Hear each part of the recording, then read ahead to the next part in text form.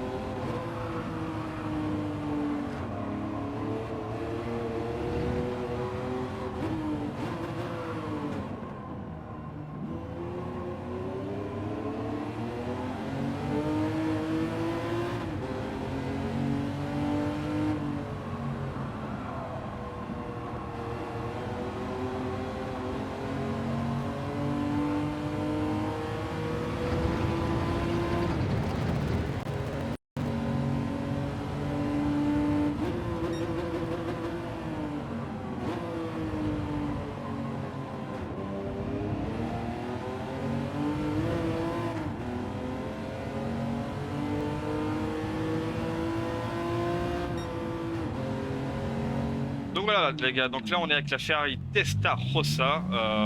Alors pas la meilleure des Ferrari pour le coup, hein, c'est une voiture qui s'ouvre énormément. Donc on est sur le parcours court. Qui dit parcours court dit voilà, pour démarrer et pour préparer votre road lap, déportez-vous bien sur l'extérieur. En vitesse 2, on accélère en vitesse 2, on repique bien.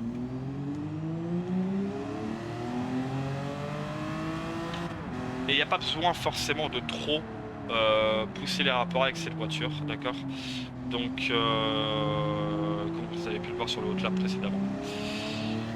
Donc, que dire, mis à part que sur le premier freinage, il est très difficile d'avoir un breaking point, donc un point de freinage. Moi, je vous recommanderais clairement, voilà, de freiner à peu près au niveau du panneau 100.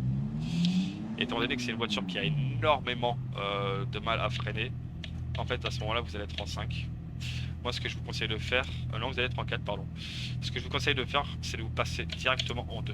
Voilà. En fait, ça va rupter énormément, mais ça va stopper la voiture davantage, donc surtout, n'hésitez pas. Restez à gauche le plus possible, et là, on va essayer de faire un angle droit, quelque part un angle à 90 degrés. On prend l'intérieur du vibreur en 2 et on ressort en 3 une fois qu'on a bien l'apex sur le vibreur. Là, de suite, on arrive à la fin du secteur 1. Là, vous allez passer la 4. Et aussitôt, à la fin du secteur 1, on vient mettre la 2. Et on essaie d'aller chercher le vibreur ici. À savoir que le vibreur va énormément vous aider, hein, encore une fois. Hein, c'est toute une histoire de vibreur sur le Gran Turismo. Le vibreur va énormément aider la voiture à pivoter. Là, ce qu'on cherche vraiment, c'est de se retrouver au milieu de la piste en sortie de virage ici. Pas trop à droite ni trop à gauche, vraiment en milieu, au milieu le plus possible. Donc vous allez être en 3 ici. Et après, pour aider la voiture à tourner, pour l'engager sur le gauche, on met la 2. On vient chercher le milieu à nouveau ici. Entre le premier gauche et le deuxième. On vient remettre la 3 une fois. On est quasiment à mi-parcours du virage. On vient chercher le vibreur aussi. Là c'est pareil, on essaie de se mettre au milieu pour engager l'épingle.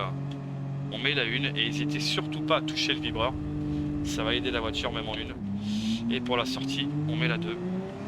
Et surtout, une petite astuce avec ces voitures, n'hésitez pas à donner des à-coups d'accélérateur en virage.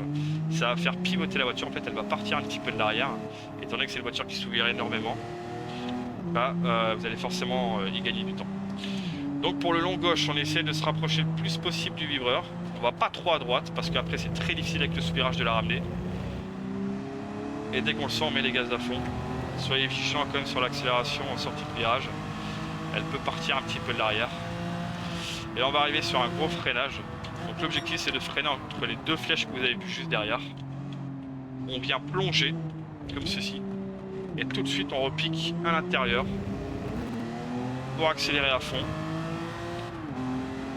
Et finir le tour en 3, pousser la 3 au maximum.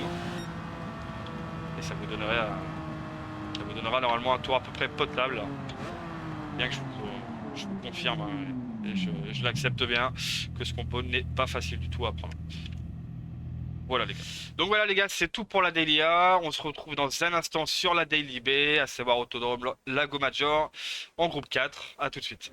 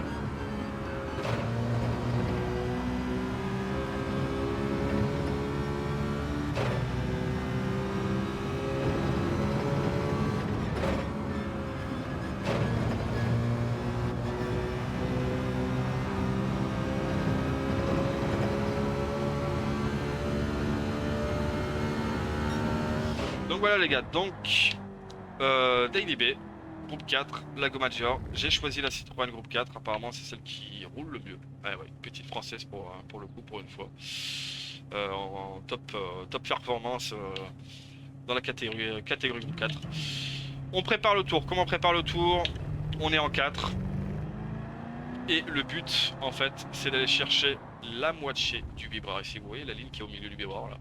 Voilà, n'allez pas trop à l'intérieur, sinon en fait vous allez recevoir une espèce d'à-coup qui va déporter la voiture beaucoup trop sur la droite et après vous allez devoir lift. Et forcément après, vous engagez votre moteur avec une vitesse trop faible malheureusement. Voilà. Donc le but c'est de sortir avec un maximum de vitesse. On respecte bien la ligne blanche. Les rapports. Toujours 3 quarts. Toujours 3 quarts, donc au niveau du 2 là, en fait, comme vous pouvez le voir. Je vais essayer de vous montrer. Je sais pas si vous voyez le 2 là, hop, ici, voilà. Passer les rapports à chaque fois à ce niveau là. Pas plus ni moins. En ce qui concerne le point de freinage, je vais revenir un petit peu en arrière pour le premier virage. On est juste après le panneau noir que vous pouvez voir juste au-dessus là. Donc à peu près ici, voilà, ici à peu près. Vous allez vous engager au maximum à l'intérieur du vibreur en 2. Vous allez vous retrouver à peu près ici. Et là, parce que vous êtes vachement enfermé pour le droite qui arrive, on vient mettre la 1. Et on vient surtout essayer de mettre les 2 roues droites sur la partie jaune. Ça va faire pivoter la voiture comme jamais. Et surtout avec cette voiture, n'hésitez pas, elle a pas mal de traction. N'hésitez pas à mettre les gaz rapidement en sortie de virage. Là, on vient mettre la 4 pour ce gauche-là. On vient préparer le droite. Donc pour bien que ça tourne, on met la 2 et on repique en 3 une fois qu'on a l'apex. On arrive à la fin du secteur 1. On met la 6. Et là, le freinage, je vous dirais que c'est juste après la bande grise que vous pouvez voir là, juste derrière. Ici, là. Cette bande grise. Vous arrivez en 6, vous allez passer en 3. Grosso modo, vous allez freiner à peu près ici.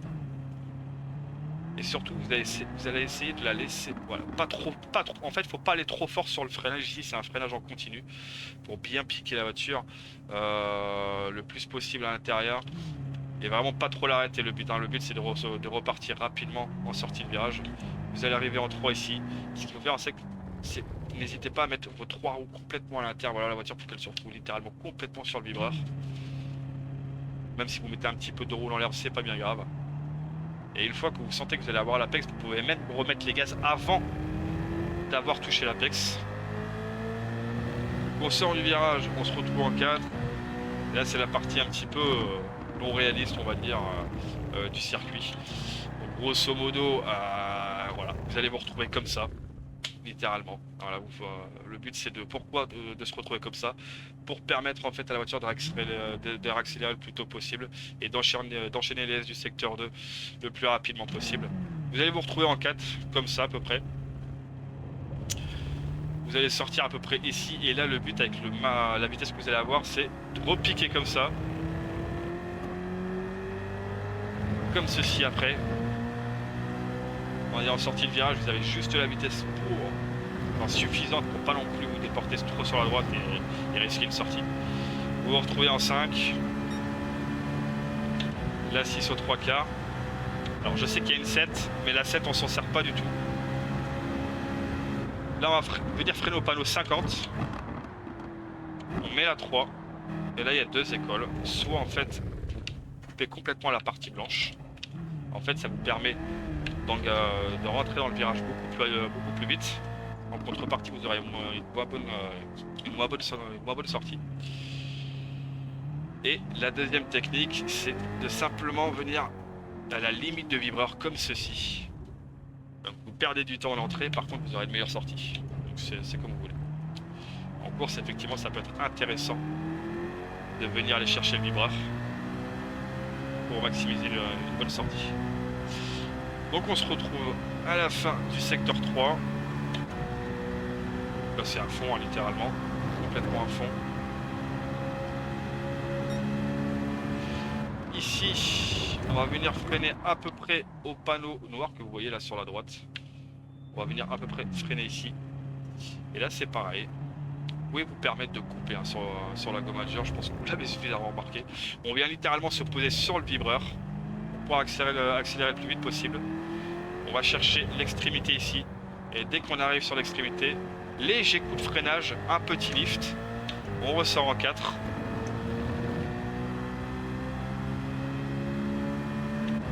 Et on arrive sur le dernier virage, comme expliqué tout à l'heure.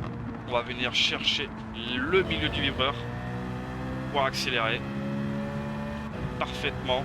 Sinon, si vous allez trop à l'intérieur, comme je vous l'ai dit, vous risquez de vous déporter un peu beaucoup trop. Et là, c'est la porte au lift. Donc là, vous allez devoir forcément lever le pied et perdre du temps. Voilà grosso modo pour la Daily Bay les gars.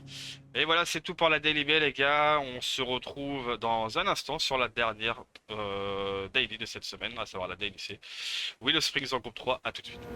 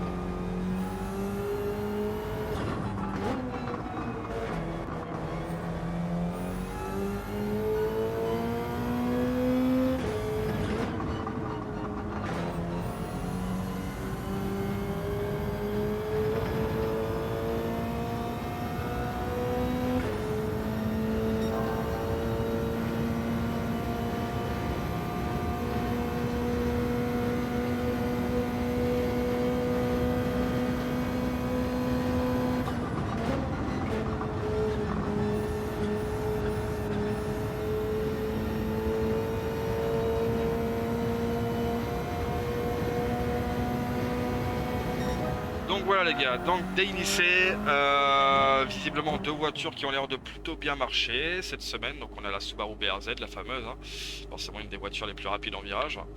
Et on a la BMW M6. J'ai choisi la Subaru BRZ en fait pour le confort maximal en fait en virage, qui est plutôt sympa. Donc voilà, donc pour préparer le dernier virage, en fait c'est le moment où vous allez spawn en fait sur le circuit, vous allez commencer. Vous pouvez en fait prendre directement le virage à fond, vous n'avez pas besoin de lift. Et vous engagez en fait le dernier virage en 5 avec cette voiture. Là en fait vous allez passer à peu près à 246 sur la ligne d'arrivée. On va venir freiner pile entre le panneau 50 et le panneau 100. Et là ce qu'on va venir chercher à faire les gars, et pour une rotation parfaite, on va essayer de mettre les deux roues gauches pile sur le vibreur comme ceci. Vous allez voir une espèce de mini rotation mais qui va tellement faire son effet. Dès que vous l'avez, vous savez que vous pouvez remettre la 4 et ressortir en 4 immédiatement. Et là vous allez ressortir avec une excellente vitesse. Donc là vous restez en 4 et là le but c'est de venir piquer sur le long droite comme ceci. On va venir légèrement se déporter. Ce qu'on cherche à faire c'est se retrouver au milieu de la piste pour venir repiquer ensuite comme au début. Et de ressortir comme ça. En fait ce qu'on essaie de faire c'est littéralement de dessiner un C. Et ça marche plutôt bien. Fin du secteur 1, on vient bien sur la droite, on freine au niveau du panneau 50. C'est mon point de freinage. Donc on est en 4 à ce moment-là. On vient mettre la 3. Bon, pas trop brusque sur le freinage, sinon elle va partir de l'arrière. On vient chercher le vibreur. Ici, on vient chercher ce vibreur là aussi. On va se déporter légèrement sur la gauche, enfin pas mal quand même. Pour préparer le droite, on vient plonger, on sort en 3. Et ici, attention à l'adhérence, hein, soyez pas trop brusque sur l'accélérateur, on reste quand même en groupe 3. Ici, pour préparer le gauche que vous allez, qui vient ensuite, on vient freiner au niveau à peu près ici. Voilà. Je dirais même en fait entre le milieu et les 3/4. On vient se déporter le plus possible sur la droite. Et là, on vient piquer en 4 et on accélère à fond. Là, c'est à fond pendant un bon petit moment.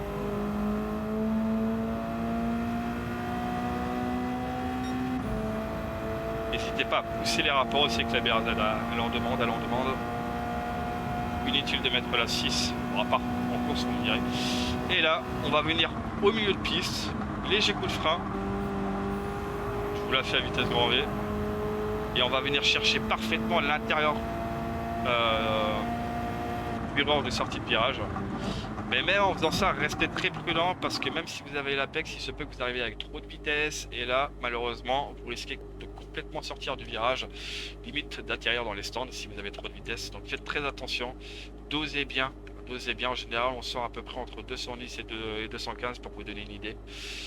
Si vous arrivez à pleine balle à 220 au moment où vous piquez et vous touchez le vibreur, là ça va être très compliqué. Là, vous maximisez vos chances de sortir du circuit. Voilà pour la Daily C les gars. Donc voilà les gars, c'est tout pour cette semaine. Comme d'habitude, j'espère que ça vous a plu. Voilà, je sais que je me répète à chaque fois, mais surtout n'hésitez pas si vous avez des questions, des choses à dire, des petites remarques à faire, etc. N'hésitez surtout pas, la barre des commentaires, elle est faite pour ça. En attendant, moi comme d'habitude, je vous donne rendez-vous la semaine prochaine sur la chaîne YouTube de Coach Dem Academy, encore une fois, pour de nouvelles Daily Race. Ciao ciao, salut les gars.